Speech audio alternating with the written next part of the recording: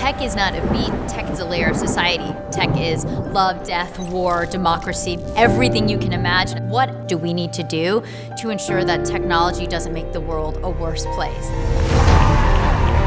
These companies have incredible power. You're going to hold the companies to account. Data demands that there be regulation. It's not being seen to do the right thing, it's about actually doing the right thing.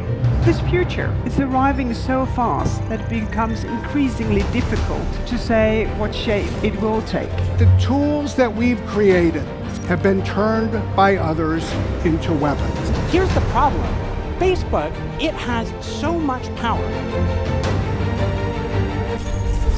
We cannot remain silent in this century.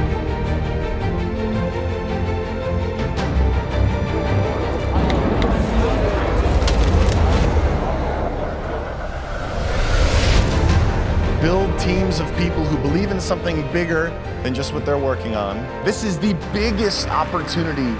This is hope.